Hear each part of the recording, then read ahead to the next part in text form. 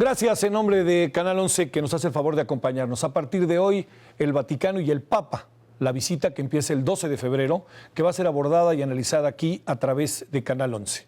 Vamos a tener una serie de programas con una cobertura que incluye la propia visita del Papa y sobre todo con un intento claro y preciso de reflexionar, analizar, pensar la relevancia que adquiere la visita del Papa Francisco a México y también algo que no se puede olvidar, la presencia mexicana y la importancia que adquiere para México la visita del Papa. A partir de ahora, usted, espero que nos acompañe semana tras semana aquí en Canal 11.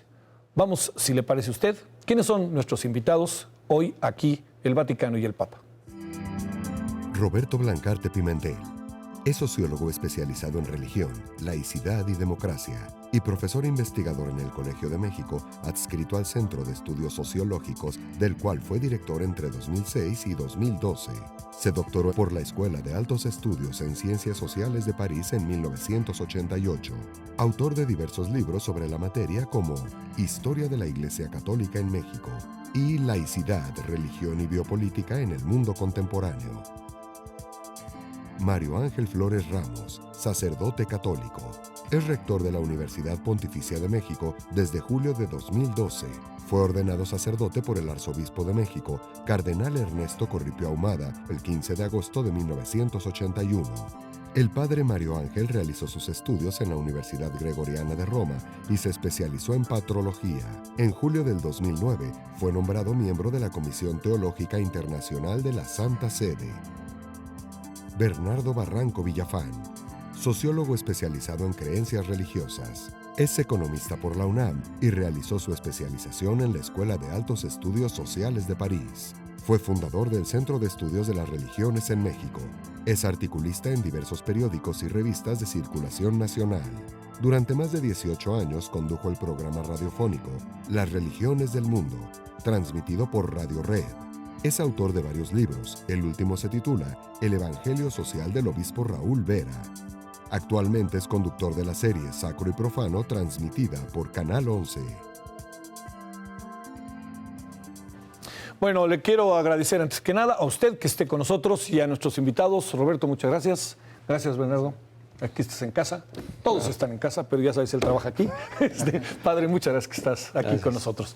Bueno, vamos a iniciar con diferentes secciones, diferentes partes que va a tener el programa y con la que iniciamos en esta ocasión es con el Vaticano. Vea usted esto y conversaremos de ello. La Ciudad del Vaticano es el estado independiente más pequeño del mundo. Su extensión es de tan solo 44 hectáreas. En él radican 800 personas. El Estado Vaticano es relativamente joven. Nació de manera independiente el 11 de febrero de 1929 con el Tratado de Letrán, firmado por el entonces secretario de Estado, el cardenal Pietro Gasparri, en nombre del Papa Pío XI y el primer ministro italiano Benito Mussolini. A partir de ese tratado, Italia reconoció su soberanía. El Vaticano está enclavado dentro de la ciudad de Roma y alberga a la Santa Sede, máxima institución de la Iglesia Católica. Su forma de gobierno es la monarquía absoluta, en la que el sumo pontífice tiene, como jefe de Estado, plenos poderes ejecutivos, legislativos y judiciales, pero es a la vez el líder de la Iglesia Católica.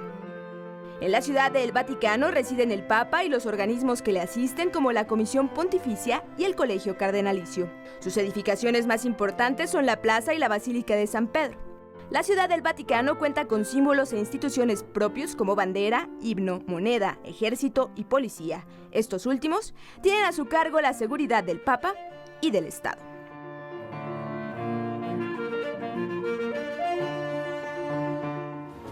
Roberto, en este terreno de definiciones, de ir entendiendo exactamente por qué puede estar de por medio la fe, la religión misma, pero esto que la estructura, que es en buena medida el objetivo que tenemos, ¿qué podríamos agregar a esto que es el Vaticano, Roberto? Bueno, se puede agregar que en realidad el Papa, que es, digamos, el que nos concierne más aquí, está al frente de tres estructuras distintas ahí, para tenerlo claro. Sí. Por un lado está al frente de la Iglesia Católica, que es la institución más importante, digamos, que él preside, como vicario de Cristo. O sea, es el sucesor de San Pedro y por lo tanto el vicario está al frente de la Iglesia Católica y sobre todo entre quienes reconocen al obispo de Roma como el primado de los obispos. Pero al mismo tiempo está al frente, por lo mismo, de el Estado de la Ciudad del Vaticano, que tiene un gobernador que él pone para manejar precisamente ese Estado chiquito, que no son nada más las 44 hectáreas del Vaticano, sino que incluye otras 44 en Castel Gandolfo, más una serie de edificios y basílicas que tienen extraterritorialidad en la propia Roma. Y luego está al frente, como está al frente de la Iglesia Católica, está al frente del gobierno de la Iglesia, que desde Roma trata de dirigir al conjunto de la Iglesia en el mundo, que es lo que se llama la curia romana, que es como el gobierno. Esa sería como, digamos, las tres facetas que preside el Papa, ¿no? Padre, ¿qué podríamos agregar a todo esto? Bueno, yo creo que debemos entender también el significado de que el Vaticano sea un Estado. Hemos hablado de la figura del Papa, un símbolo religioso fundamental en la Iglesia Católica y en el cristianismo en general, aun cuando se le reconoce parcialmente o no se le reconoce, pero dentro de la Iglesia Católica es el punto de referencia. Pero el Vaticano es como una especie de instrumento diplomático, instrumento político también, para tener relación con los distintos estados donde la Iglesia desarrolla su actividad misionera, actividad cultural, actividad educativa, y esto permite que el Papa tenga una cierta autonomía frente al conjunto de los estados para desarrollar su tarea religiosa. Muy bien. Cerramos, Bernardo, este primer bloque.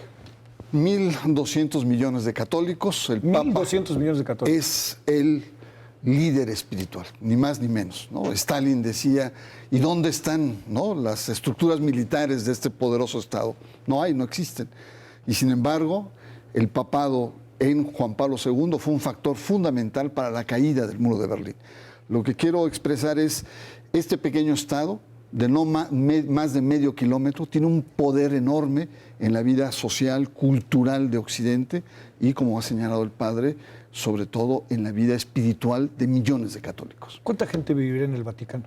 En la cápsula se dijo, no más de 800 personas, yo creo que hasta menos viven ahí. Menos. Pero tiene su moneda, es una estructura propia en la cual funciona el Vaticano. Hasta prisión tiene. Hasta prisión tiene. Una celdita por ahí. Bueno, vamos a regresar. Al regreso vamos a hablar de la historia de los pontificados. Regresamos aquí en Canal 11.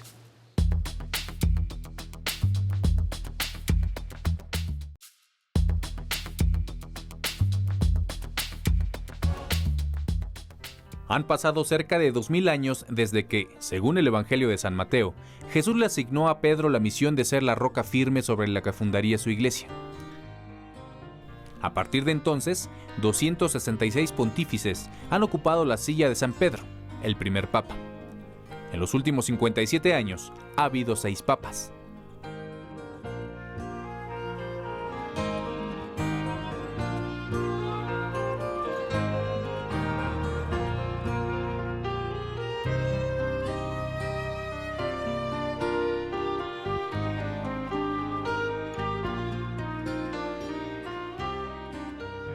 Paulo VI, italiano, inició su pontificado en 1963 cuando tenía 66 años de edad.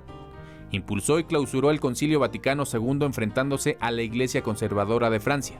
Fue el primer papa en viajar fuera de Europa. Juan Pablo I, italiano, duró en el pontificado apenas 33 días. Fue llamado el Papa de la Sonrisa. Juan Pablo II fue el primer papa no italiano en 455 años, de origen polaco. Comenzó su pontificado en 1978 a la edad de 58 años. Visitó 129 países en sus 27 años de pontificado, el tercero más largo de la historia. Benedicto XVI fue designado papa en 2005, de origen alemán. Sorprendió al mundo al anunciar su renuncia el 11 de febrero de 2013. De ideas conservadoras, tiene hoy el cargo de papa emérito. Francisco es el papa número 266. Bueno, regresamos. Padre Mario Ángel, ¿qué agregar sobre esto? Al fin y al cabo, digamos, uno ve esta historia y uno inevitablemente piensa en la historia de la humanidad, ¿no? Sí, es una historia muy amplia, 2000 años, ¿verdad?, de historia y de cultura y de acontecimientos, pero yo creo que es muy importante en esa memoria histórica recordar este siglo que ha pasado, el siglo XX, donde estuvo marcado por grandes pontífices, desde Pío XII, Juan XXIII, ¿verdad?, que se sumó al cambio, a la renovación en el mundo y impulsó a la Iglesia esa renovación. Después vendría como la figura de Juan Pablo II, que fue el que supo aprovechar los medios de comunicación, la facilidad de traslado que hay ahora, la posibilidad de llegar hasta los últimos rincones del mundo y sorprendernos a todos, ¿verdad? Creo que México sigue marcado por Juan Pablo II. Cuando pensamos en el Papa es Juan Pablo II. Y finalmente, pues las figuras muy, muy especiales de Pablo VI, de Benedicto XVI, con una tarea propia. Yo ahora espero mucho del Papa Francisco. No por un impacto como tal, ¿verdad?, al estilo Juan Pablo II, una presencia sino alguien a quien necesitamos escuchar, no solo ver, alguien a quien necesitamos reflexionar con él, y alguien que puede marcar líneas para la Iglesia misma y hablar desde la Iglesia un poco en áreas que están más lejanas. Sí. Y creo que esto es la tarea finalmente del Papa, ser un personaje que sepa utilizar el lugar que le corresponde, un interlocutor para la Iglesia y el mundo. Bueno, Roberto, sí cambió mucho la vida de los papas al momento en que salieron formalmente del Vaticano en toda esta historia. ¿Qué alcanzas a apreciar, Roberto? Bueno, la historia de la Iglesia como tal es muy larga, en efecto, los 2000 años que estamos hablando. Y yo, digamos, como historiador, sociólogo, me iría a tratar de ver las características principales de esos 2000 años. Y yo diría que la característica principal es que siempre ha tenido una relación política con los estados, con los imperios con los que ha tenido que ver. Y la primera relación muy importante es la relación con el Imperio Romano. Claro. Una relación que marcó a la Iglesia todavía hasta cosas que vemos hoy de la Iglesia, parte de las cosas que el Papa Francisco ha dejado de lado ahora como símbolos, son símbolos que la Iglesia tomó al recuperar parte del poder del Imperio Romano. Y luego parte también de los símbolos de poder de los reinos bárbaros, ¿no? Parte de toda la simbología que hasta ahora usaba el Papa era simbología recuperada de esa relación con el poder político de ese imperio, de esos reinos, y después de todas las naciones que surgieron y que, digamos, es una historia larguísima, pero que se ha venido conformando hasta ahora. Y ahora sigue siendo una relación política. El padre lo explicó muy bien. La Iglesia siente que necesita tener poder político para mantener su autonomía, pero curiosamente es la única iglesia en el mundo que cree necesitar ese poder para tener la autonomía y para relacionarse con los poderes temporales, lo cual ya lo hace muy interesante, ¿no? ¿Qué agregamos a esto? Además, también con una natural expectativa de que es un papa, pero decía el padre algo que me gusta mucho, ¿no? Es un papa que hay que escuchar. Quizás sí, como a pocos, ¿no? Sí, yo creo que los pontificados han marcado la historia de Occidente fundamentalmente, la Iglesia en su conjunto, como ha explicado muy bien. Yo lo que agregaría es que de estos 266 papas que ha habido en la historia, 221 han sido europeos y la mayoría han sido italianos. Más bien, 221 han sido italianos y hasta ahora tenemos un papa no europeo, que viene del sur. Y eso marca mucho. Tan solo en los últimos pontificados, el Papa Juan Pablo II, sus primeras grandes obsesiones era la tensión este-oeste. Él fue un artífice de esta gran geopolítica del derrumbe del muro de Berlín. El Papa Benedicto XVI estaba muy centrado, era muy eurocéntrico, muy preocupado por temas de moral. La agenda moral era obsesiva prácticamente para el Papa. Y el Papa Francisco viene del sur. Sí. Su principal, digamos, sensibilidad, y se ve en sus documentos, es la inequidad norte-sur. Entonces, si bien hay una historia, pero hay matices en cada uno de los pontificados, lo cual lo hace como un objeto de estudio en la historia, en la sociología, verdaderamente excepcional. Déjeme agregar una cosa. San Pedro también venía del sur, porque venía de Palestina, Sí, venía del Medio Oriente, y lo cual quiere decir que no es necesariamente el primero del sur, ¿no? Si lo quiere uno ver Sí, realmente. estrictamente, ¿no? Muy exquisito. el doctor Muy Blanca. exquisito se vio, Roberto. Bueno, regresamos aquí a Canal 11.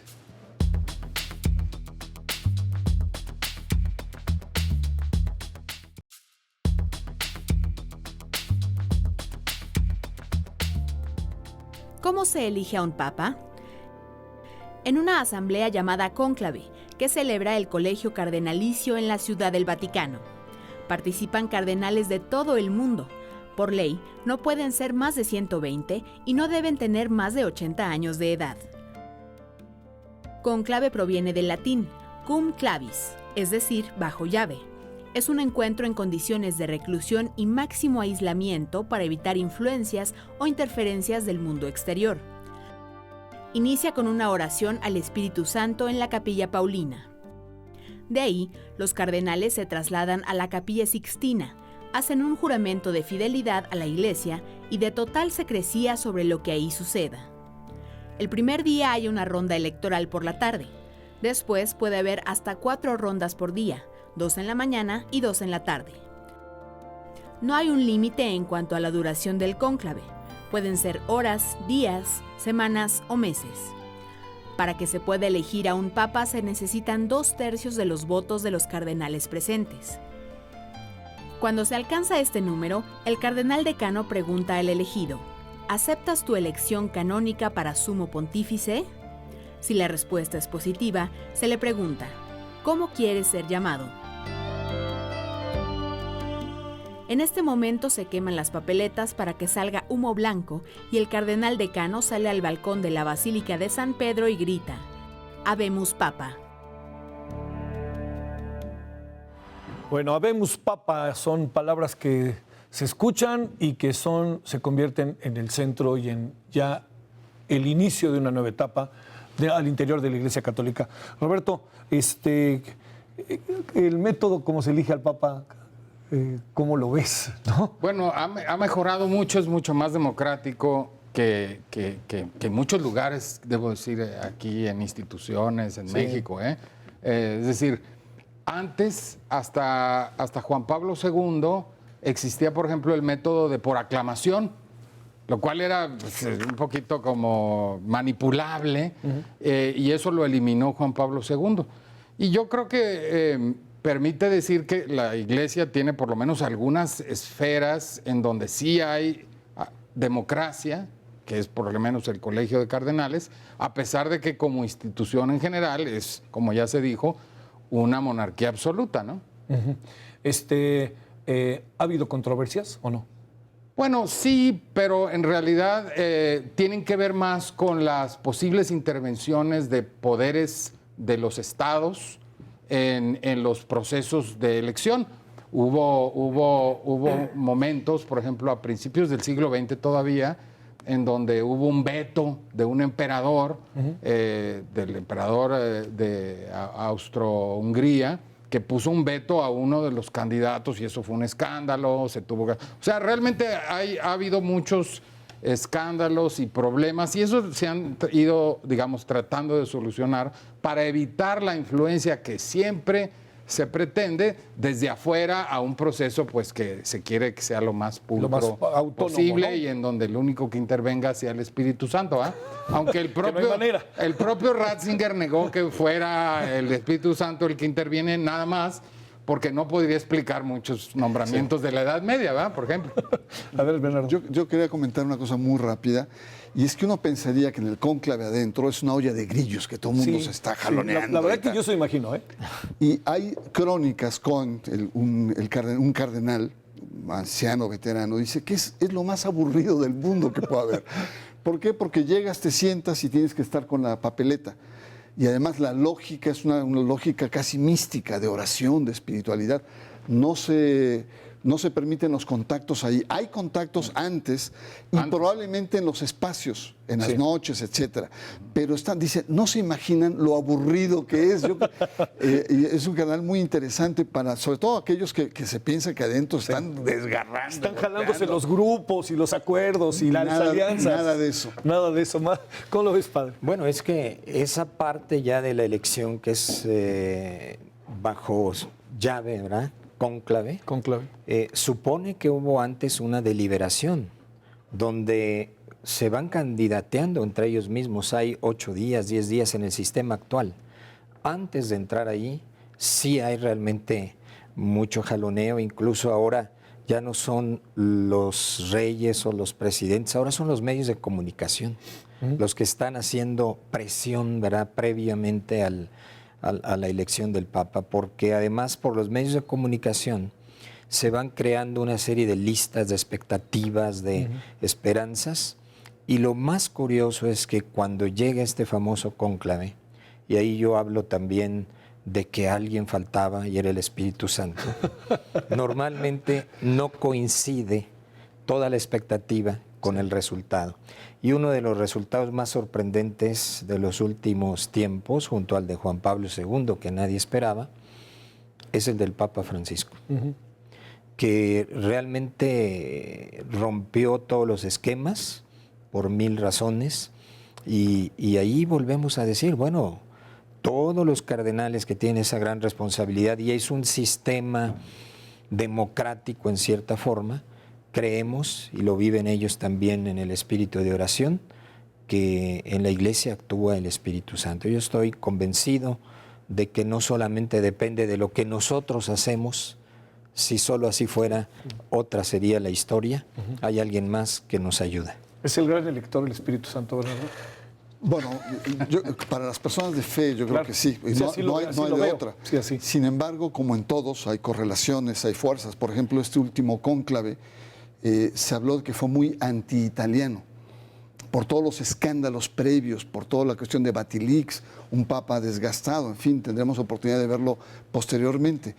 Pero sí hay tendencias, y hay tendencias previas muy fuertes. Y también hay otro dicho, que el cardenal que entra papa a un cónclave sale cardenal, es decir, sí, aquellos candidatos muy fuertes, a excepción de menos Benedicto. Benedicto dice, él entró muy papable y salió papa, por supuesto. Pero mira cómo le fue al pobre, ¿no? Sí. Entonces, lo interesante acá son los cabildeos que se dan.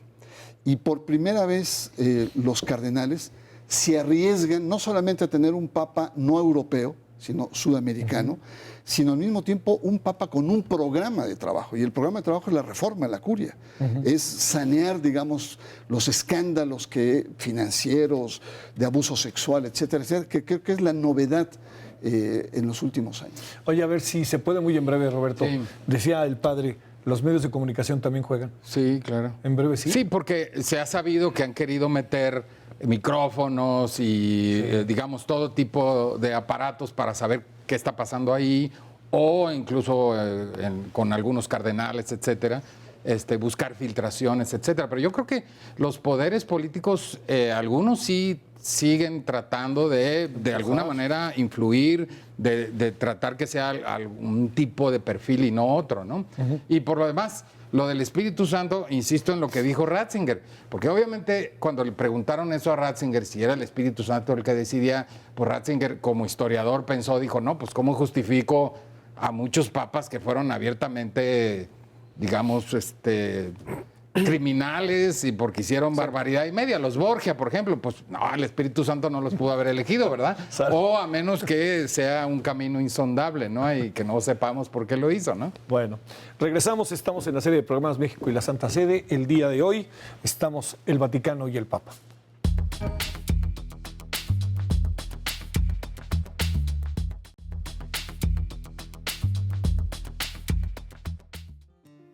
Es la sotana blanca, vestimenta característica de los papas, uno de los signos por lo que es reconocido en todo el mundo. Esta y cada una de las vestimentas del sumo pontífice tienen un simbolismo. Mitra es un tocado que va en la cabeza, refleja jerarquía, se quita durante la oración. Báculo o bastón pastoral, símbolo de autoridad plena, el pastor que guía a su rebaño. Anillo del pescador. Tiene la imagen de San Pedro pescando y en el borde escrito el nombre del Papa. Con este anillo sella todos los documentos. El del Papa Francisco es de plata dorada, cuando otros pontífices lo han usado de oro. Alba es una túnica blanca que se usa debajo de la casulla. Casulla, una pieza de tela alargada con abertura en el centro y que cambia de color, blanco, morado, verde o rojo, dependiendo de la celebración y del tiempo litúrgico. El palio es una banda de tela blanca que se cuelga en el cuello. Está adornada con cruces. La museta es una capa corta que llega hasta los codos. La cruz se lleva en el pecho. La del Papa Francisco es de plata. Solideo es un gorro de tela que cubre la coronilla. El del Papa es blanco. La vestimenta tradicional incluía el uso de zapatos rojos, que simbolizaban la sangre de Cristo y de sus mártires. Pero el Papa Francisco prefirió usar desde el inicio sus viejos zapatos negros. Padre, ¿se debe conservar este ritual? O incluso hace un momento decían con toda razón que el Papa Francisco ya lo ha empezado a sacudir. ¿Qué deberíamos de pensar? ¿Cómo debería ser este ritual? ¿Mantenerse? Bueno, yo creo que los rituales son importantes. El mundo religioso también, y especialmente es un mundo de símbolos. Porque el símbolo nos da todo un mensaje sin necesidad de palabras, sin necesidad de explicaciones. Y por eso todo lo religioso está revestido, digamos, de distintos símbolos que hay que entender también. Pero hay símbolos que con el paso del tiempo pierden esa eficacia, ya no son importantes, o pueden convertirse en símbolos contradictorios incluso, para lo que se quiere señalar en determinada época o contexto. Creo que dentro de los símbolos que el Papa ha tenido a lo largo de la historia y el mundo religioso, hay algunos que definitivamente han sido dejados de lado porque ya son hasta contradictorios, cosa que no era antes o en su momento. En el medievo, en el Renacimiento, pienso en uno de los símbolos que más contradictorios serían ahora, ¿no? La tiara, que eran 3 coronas. Todavía la recibió y la usó plenamente Juan XXIII. Pablo VI la recibió, pero ya no la usó. No la usó. Juan Pablo II ni siquiera la vio. Y ahora, si hubiera sido el Papa Francisco, yo creo que manda fundirla, ¿verdad? Porque ya es un símbolo totalmente fuera de lugar. Pero los símbolos son importantes y hay que saber conservar los que son necesarios. A ver, Roberto, ¿cómo ves eso? Claro, yo totalmente de acuerdo. Hay un teólogo que fue muy importante en la época del Concilio Vaticano II, que es uno de los teólogos que yo estoy convencido que el Papa Francisco ha seguido, ha leído, siguió en sus años de juventud, que es Yves Congar. Yves Congar lo que decía era precisamente eso, o sea, hay una serie de símbolos en donde la iglesia se ha convertido en una iglesia de poder en lugar de ser una iglesia de servicio. Todo lo que oímos del Papa Francisco, hagan de cuenta que si leemos a Yves Congar, hagan de cuenta que lo copió literalmente. Y entre esas cosas que decía Yves Congar, eran los símbolos de poder, precisamente esto que mencioné antes, del Imperio Romano, de los reinos bárbaros, que son los zapatos rojos, que son el anillo, todos eran símbolos de poder de esos imperios, son los que este Papa está dejando, no porque quiera asumir una cuestión de pobreza de la iglesia, sino al contrario, porque quiere asumir que la iglesia no es una iglesia de poder, sino una iglesia de servicio. Y eso es lo que está transmitiendo con este cambio de simbología, ¿no? Cerremos en breve. Yo creo que hay también una necesidad en el mundo contemporáneo de tener esta memoria viva a través de los símbolos. Yo recuerdo cuando murió Los funerales de Juan Pablo II fueron impresionantes. Los medios estaban realmente embelesados con la teatralidad medieval de lo que representaba un funeral. Yo creo que hay un equilibrio. Yo coincido con el padre. Hay cosas que entran y son disfuncionales, como por ejemplo la misa en latín. Ya era un estorbo, nadie la entendía.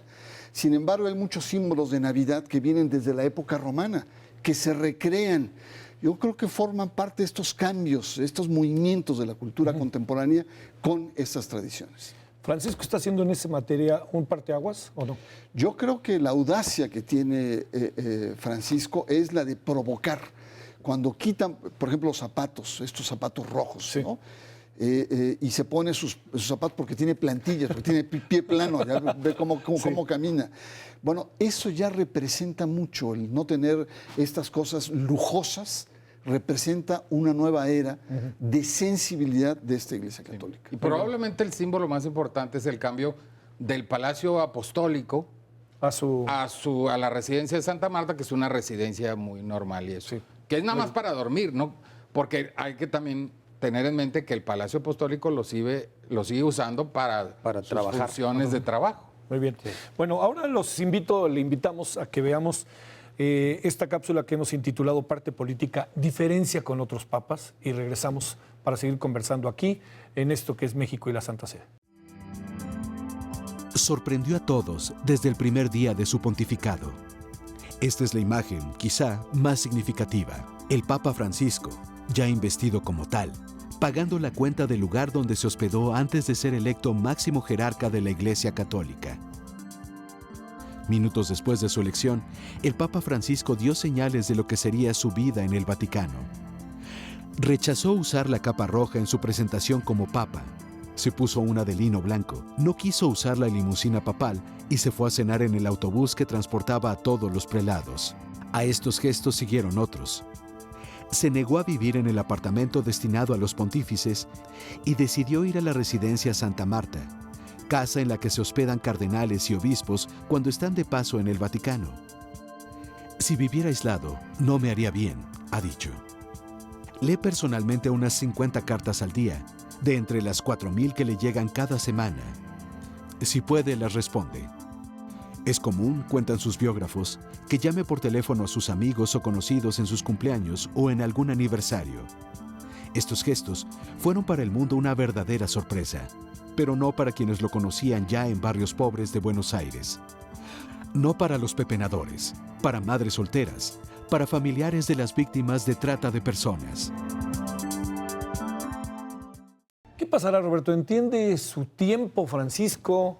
Ahora sí que origen es destino. ¿Qué es lo que pasará que lo hace a la vista de nosotros diferente? Sí.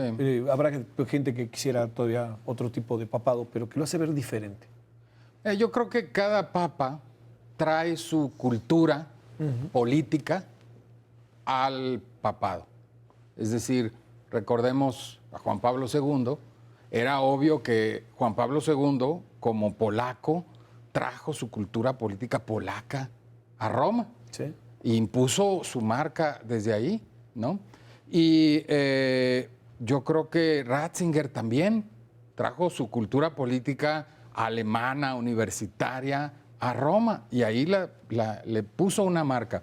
Y yo creo que no podemos descontextualizar a este papa. Este papa no llegó del cielo, este papa es argentino y viene de una cultura política populista, y él yo creo que está inmerso en esa cultura política, y es parte de lo que vemos aquí reproducido, para bien o para mal. Es decir, porque hay quien obviamente califica, claro, y hay distintos tipos de populismo, y la Iglesia Católica no ha estado exenta de populismos, porque hay todo un factor de cercanía con el pueblo que la doctrina social de la Iglesia siempre ha tenido.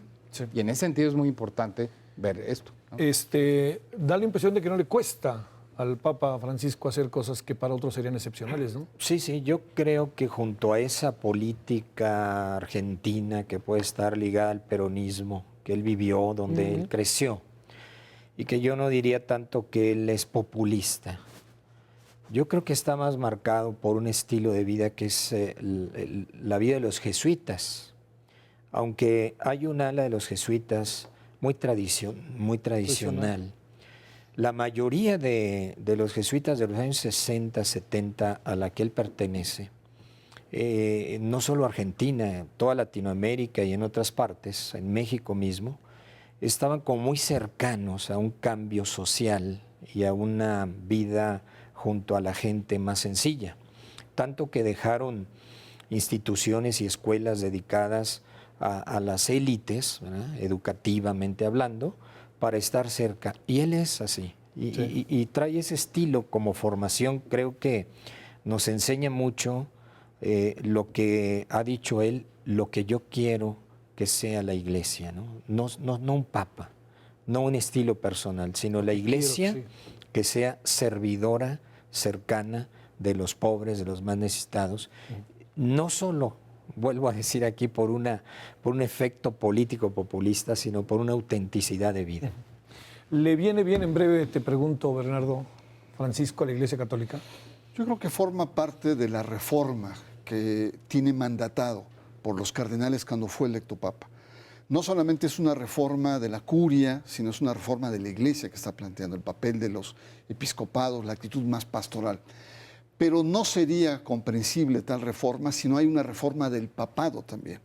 Es decir, hasta ahora los sectores conservadores están muy preocupados porque el Papa está desacralizando muchos aspectos del pontificado, que ya lo hizo Benedicto XVI a la hora de renunciar, dio un empujón, y el Papa está dando gestos de querer como, si no reinventar, pero darle una nueva funcionalidad más, podríamos decir, más mundana, más cercana a la gente. Yo creo que esa es una de las grandes virtudes que tiene el Papa, ir desacralizando el pontificado. Bueno, vamos a hacer una pausa y vamos a regresar con algo que de alguna otra manera lo habíamos tocado, creo que al inicio, es cómo está organizada la Santa Sede. Entonces vamos y regresamos aquí, México y la Santa Sede, hoy como, bueno, en este asunto que es directamente de cómo se organiza la Santa Sede del Vaticano.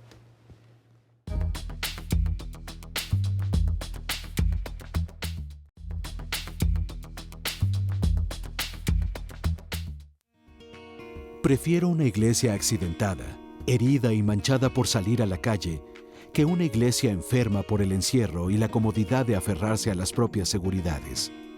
No quiero una iglesia preocupada por ser el centro y que termina clausurada en una maraña de obsesiones y procedimientos. Estas palabras de la exhortación apostólica Evangelii Gaudium expresan la intención del Papa Francisco de renovar a la iglesia, no solo en su culto, sino en lo mundano. Es una transformación que alcanza la Curia Romana, el gobierno central de la Santa Sede. La Curia está conformada por 230 organismos, entre ellos la Secretaría de Estado, 9 congregaciones, 3 tribunales, 12 consejos pontificios y varias comisiones, comités e instituciones. El Papa Francisco ha iniciado el proceso de simplificación de la Curia, y 2 han sido las reformas fundamentales. Reestructuración del Banco Vaticano. Creó una comisión para reformar el Instituto para las Obras de Religión, mejor conocido como Banco del Vaticano, cuya historia ha estado marcada por la corrupción y los negocios ilícitos.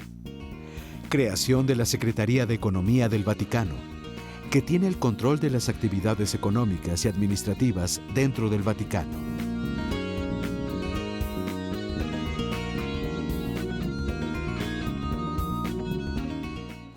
Padre, tendríamos que pensar en una nueva organización de la Santa Sede, tendría que modernizarse.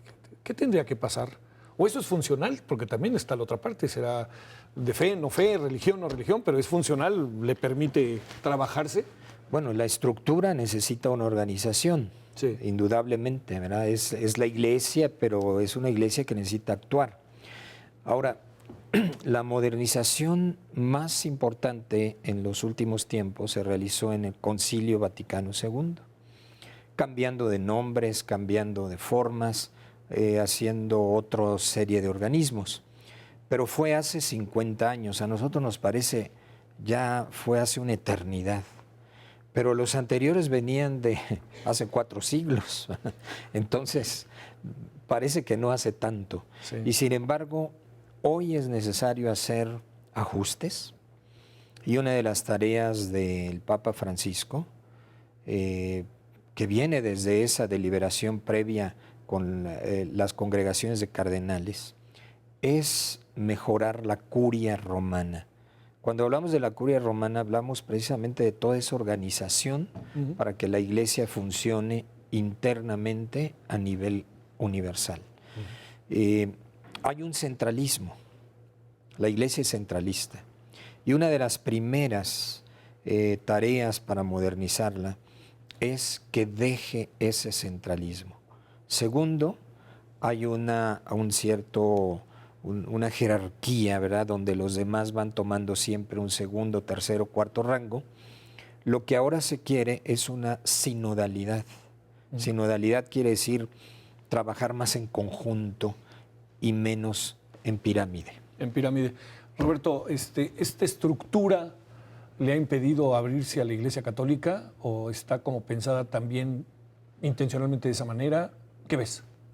Bueno, yo creo que ha habido en los últimos siglos y yo diría quizás desde el principio, pero vamos, para no hablar desde el principio, de los últimos siglos, una tensión precisamente entre la primacía del Papa, en donde la Iglesia se asume como un cuerpo donde el Papa es la cabeza y por lo tanto dirige y tiene derecho a hacer todo, y una idea de la Iglesia en donde hay una colegialidad, una sinodalidad, como dice el Papa. Es decir, en donde lo ideal es que admitiendo esa primacía del Papa para ciertos efectos espirituales, algunos dicen sí, pero para gobernar deberíamos de gobernar un poco entendiendo que la Iglesia no debe de estar tan centralizada y no debe ser una sola cabeza la que decida, sino que tenemos que ser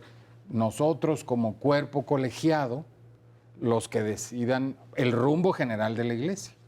Y digamos, la Iglesia admite las dos cosas, pero las tensiones están ahí y se han visto siempre y se siguen viendo ahora, ¿no? ¿Cómo manejar eso? Bueno, este Papa, por ejemplo, en el último sínodo fue muy claro cómo, como buen argentino con cultura política argentina, primero lo abrió, luego tiró línea, luego negoció y luego al final, si las votaciones no se pudieron todas, pues de todas maneras lanzó un decreto. Es decir, así funciona, ¿no? A ver, Bernardo, es ciertísimo esto que dice. Yo me pregunto el por qué la estructura. Ajá. Es decir, otras religiones no tienen la estructura de la Iglesia Católica. El judaísmo, aunque tiene más a nivel del Estado, el Islam, y funcionan. Sin embargo, creo que la gran virtud de esta estructura, de este aparato que tiene la Iglesia, no solamente es la memoria, la disciplina, sino que armoniza un conjunto muy complejo, que es la Iglesia Católica en su totalidad. Y es centralizada y es jerárquica, y creo que lo va a seguir siendo. Yo creo que lo que está planteando el Papa es un cambio de actitud frente a lo que ha venido sucediendo, que es que la curia se ha convertido no solamente en un poder, sino un poder absoluto que estaba por encima de los episcopados. Y el Papa lo que quiere con esta reforma es como reequilibrar los juegos. Sí. Al estilo argentino o al estilo polaco o al estilo que sea, pero es como poner en una equivalencia el peso de las iglesias locales. Porque anteriormente ya era lo que decidía Roma, lo que decían los monseñores, lo que se decidía por la alta jerarquía. Bueno, vamos a la última pausa y vamos a regresar con los cardenales, el organigrama, el papel que juegan, si le parece, y con eso estaremos cerrando nuestro primer programa.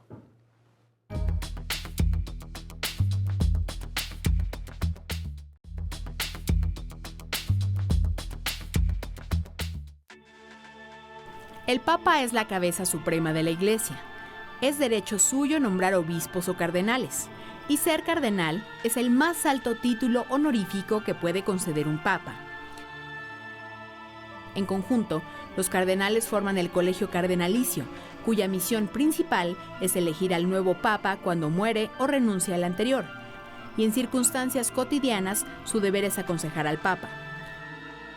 En su pontificado, el Papa Francisco ha nombrado a 8 cardenales, procedentes de los 5 continentes, como consejeros de su gobierno y para que realicen una reforma a la curia romana.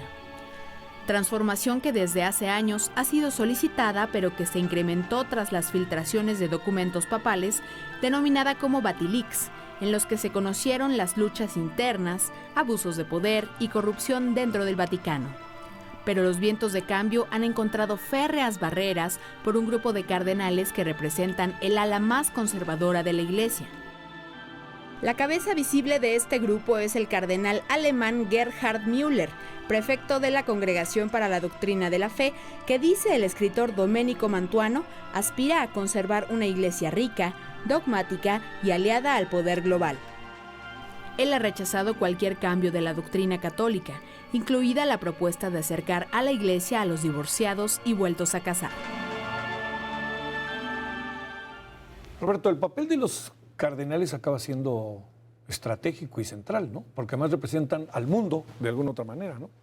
Sí, aunque me gustaría hacer una aclaración que es muy importante. Este cargo de cardenal es, como ya bien se dijo aquí, honorífico. Y tiene 2 aspectos importantes, que es en el momento del cónclave, que es cada tantos años, ¿no? Y de asesorar de vez en cuando al Papa, cuando el Papa quiera que lo asesoren. En realidad, el cargo más importante dentro de la Iglesia es el de ser obispo, porque pastoralmente es el cargo que no hay nada arriba de eso. El Papa, de hecho, es el obispo de Roma. Y así como el Papa tiene todos los poderes dentro, digamos, de la Iglesia y si se toma en cuenta su primacía, cada uno de los obispos reproduce esos poderes dentro de su diócesis. Mira. Y yo creo que eso no hay que olvidarlo, porque son los obispos en realidad los que están actuando continuamente en sus diócesis, más que los cardenales. Los cardenales también generalmente están a cargo de una arquidiócesis, pero no hay que sobredimensionar eso más que en los momentos claves que son, por ejemplo, en el cónclave, ¿no? Sí. Pero lo digo esto porque es muy importante saber que no solo es una cuestión de cardenales, sino que hay muchos obispos que están a favor de este Papa, de lo que está haciendo, y hay muchos obispos que están en contra. Y si vemos el caso de México, lo podemos ver muy claramente. Hay obispos que no necesariamente están muy de acuerdo en lo que está haciendo este Papa, y hay muchos obispos que sí lo quieren apoyar. Y ahí es donde quizás podríamos ver de manera geográfica un poquito más, digamos, específicamente, dónde están los apoyos y dónde están las oposiciones a este Papa. Padre, ¿cómo ves este asunto? Bueno, lo que nos acaba de expresar Roberto es muy ilustrativo y es muy cierto, porque la reforma de la curia, uno de los puntos importantes para el Papa Francisco, es precisamente regresar esa fuerza y esa autonomía de los obispos, porque la curia es como un instrumento que ayuda al Papa para su relación con los obispos. Y entonces de pronto se convierten en un instrumento no del Papa, sino de algunos cardenales, o no dejan actuar con suficiente autonomía a los obispos en el mundo. ¿Por qué? Porque el obispo es la figura que dirige a la Iglesia en cada lugar, y el conjunto de los obispos es la unidad de toda la Iglesia, que tiene al Papa como centro, ¿verdad? Uno de los títulos más importantes del Papa es ser aquel que es el servidor en la caridad de toda la Iglesia, servidor en la unidad de toda la Iglesia. Bernardo, es un poder grande, ¿no? Es un poder grande, y estos aires de reforma no son gratuitos, Javier. Hay una iglesia que está en los escándalos, que mostró muy bien la cápsula, que obliga no solamente a repensar cosas, sino también la caída del número de fieles, por ejemplo, en América Latina, en México. La secularización, entendida como un nuevo sentido de Dios en Europa, en donde Dios puede causar hasta bostezo en muchos jóvenes. Sí. La pérdida de autoridad moral de la Iglesia. Todos estos aspectos, por los escándalos de la pederastia, en fin, todos estos aspectos lo que están llevando es a que la Iglesia tiene que reestructurarse. No en vano lleva 2000 años, que ha tenido muchos ajustes a lo largo de la historia. Sí. Y hoy por hoy es un momento de hacer reformas importantes en esa estructura de la Iglesia. Tenemos 2 minutitos, ¿no? ¿Les parece unas ideas finales? Empezamos contigo, padre. Bueno, creo que estamos frente a una visita del Papa Francisco a México muy importante. Como iglesia necesitamos, yo diría, una sacudida como iglesia mexicana. Porque como iglesia mexicana estamos necesitados de salir, como dice el Papa, de salir de nosotros mismos, cambiar nuestras actitudes. Y como país necesitamos un examen de conciencia a fondo, ¿no? Porque no podemos echar la culpa a los demás de la situación que está pasando en este país, en violencia, en pobreza, en economía. Y creo que el Papa es un magnífico predicador de ejercicios espirituales para llevarnos a un examen de conciencia. A ver, Roberto, porque además habrá que escucharlo, como bien dices. Sí, bueno, espero que en este programa haya quedado claro la complejidad, Sí, sí. no solo de la Iglesia como institución, sino del propio papel, de la función del pontífice. Y esto creo que se muestra en, por un lado, ver cómo aparentemente tiene todos los poderes, y por otro lado no es más que un hombre que tiene que estar en medio de muchos conflictos y de muchas resistencias y de mucha oposición y en medio de una enorme burocracia, y que todo eso hace que precisamente el análisis no pueda ser simple o simplista, ¿no? De pensar que este Papa lo puede resolver todo, o Sí, que rápido. simple y sencillamente con que lo diga se van a hacer las cosas, ¿no? Y yo creo que en ese sentido va a ser muy interesante lo que venga a decir aquí, no porque se le vaya a quedar mucho a la gente, sino porque espero que por lo menos algunos políticos, funcionarios y no solo ellos, sino también líderes de todos los ámbitos puedan escuchar un mensaje que sabemos que por lo menos es sensato, ¿no? Sale. Muy en breve. Yo creo que el Papa viene a dar aire fresco a México. Sí. A su iglesia. Yo creo que la iglesia mexicana no solamente requiere una sacudida, requiere un terremoto, ¿no? Para que pueda salir de esa zona de confort, sobre todo con el poder.